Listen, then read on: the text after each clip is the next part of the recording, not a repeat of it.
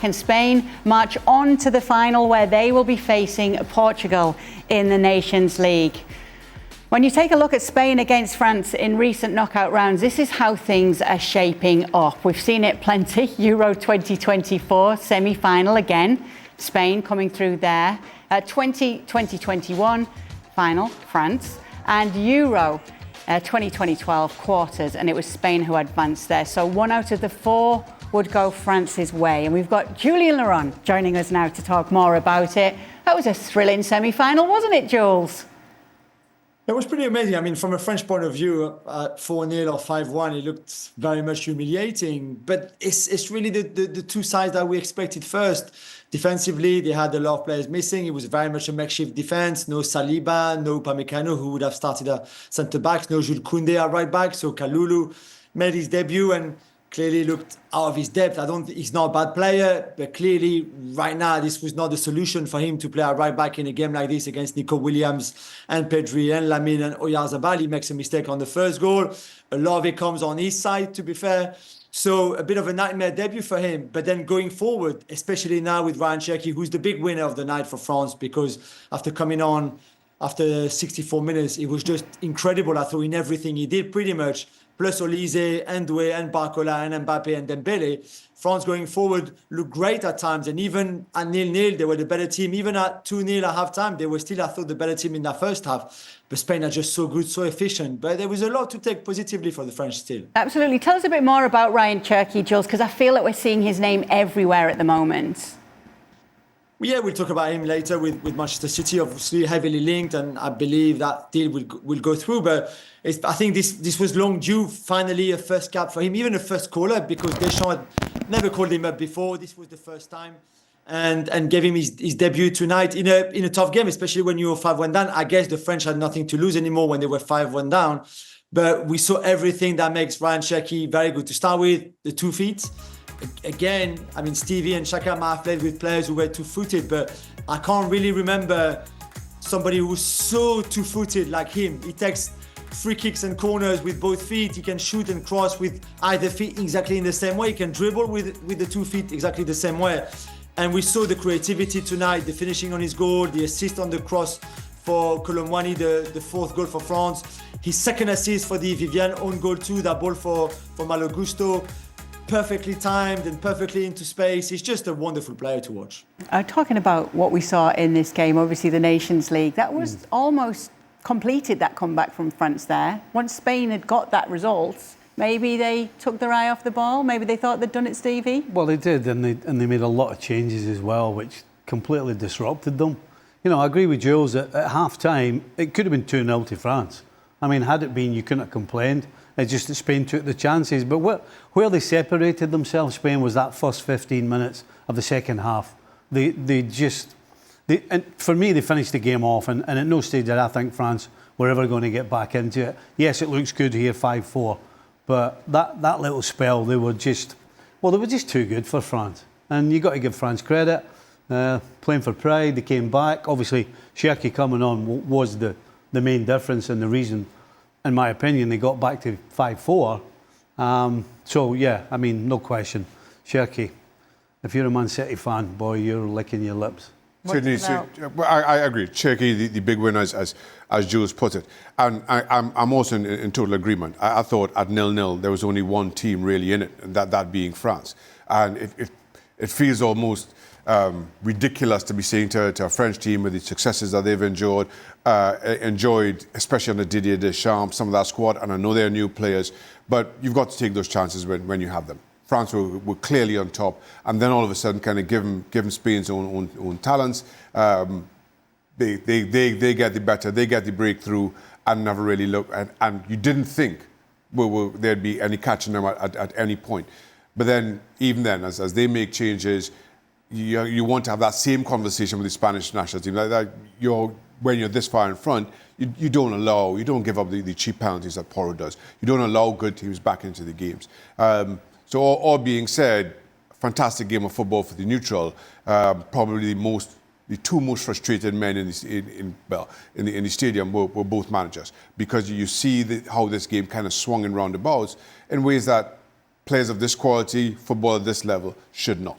Obviously, Spain are the reigning European champions. Are they the best team in the world right now, though, Jules? It's hard to tell. Like, I mean, I don't think they were that convincing. Yes, they won and they were very clinical. As we said, Stevie's right. The first 15 minutes of the second half, they were fantastic. But they were rattled in that first half. Sorry, they were rattled by the Dutch, by the way, in the quarterfinals, where they managed to go through to the semifinals, but were a little bit lucky. I felt over the two legs back in March. So it's been a long season as well for them, and we can see there's changes made. But what I would like to point out, and it's not me trying to find excuses for France, but this was very much Spain's first team, top team. You could have put Morata or Dani Olmo for Oyarzabal, but they were both on the bench. You could have put Fabian Ruiz in midfield, maybe instead of Mikel Merino, for example. But apart from that, this is their team. For the French, as we said, a few players missing pretty much everywhere, also in midfield. And when it's the case, when Spain are like that, with their strongest team, with players high on confidence, clearly having that confidence that they can face anybody and win, whatever way they will find a way to win, then I think it's a massive plus that the French don't really have right now. Yeah. You know it's coming, Jules, obviously. We love this conversation here at the moment. Lamine Yamal, Ousmane Dembele, Ballon d'Or. And of course, this game got everybody talking about it once again. Everybody being us guys on ESPN FC, of course. Yeah, I mean, if you want to base it on the game tonight, Ryan Shaka wins the Ballon d'Or.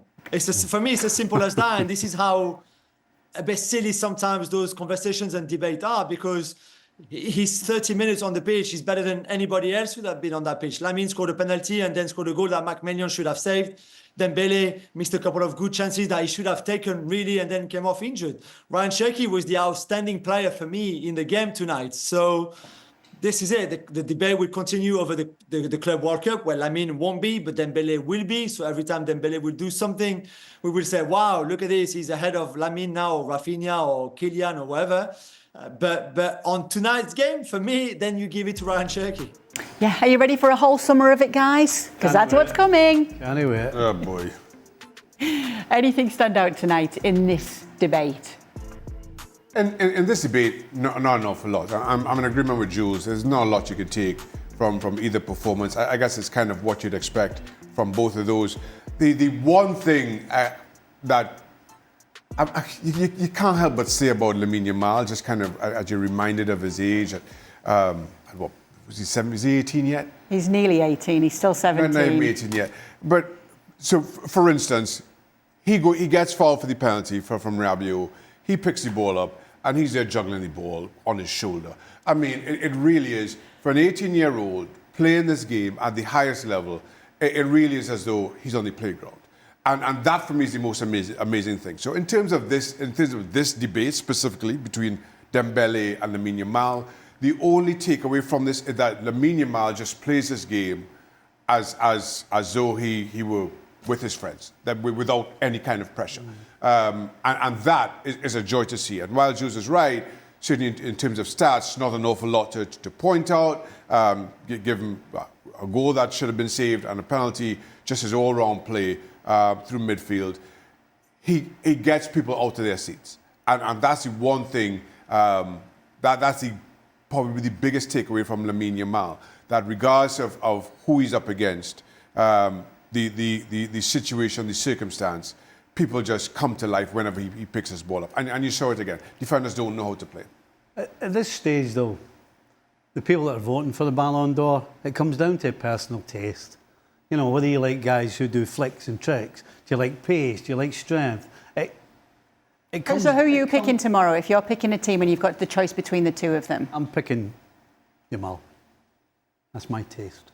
That's yours. Are you a flicks and tricks guy? Is that He is what you're a telling flicks us? and tricks guy. Well, he does it all. He's got it all. Stevie's nothing if he's not a flicks and tricks guy. Let's talk about Lamine Yamal stepping up for the penalty at 17 years old and that cool demeanour that we did see once again, Jules. Yeah, I mean, this for me. I know technically he's clearly a genius, and it's fantastic to watch and fantastic to see. And yes, he does things that are wonderful to watch.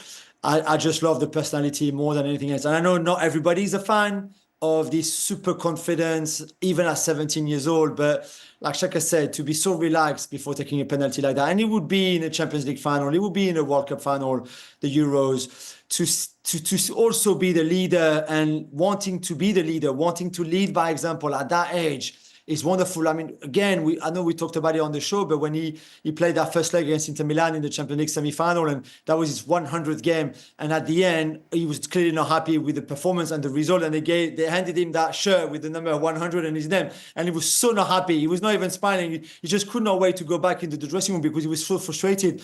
This is it. He's the leader of Barcelona. He's one of the leaders in the Spain team, and at that age, I think it's scary to see. And now we're looking forward to seeing how that final plays out, an Iberian Peninsula final between Spain and Portugal.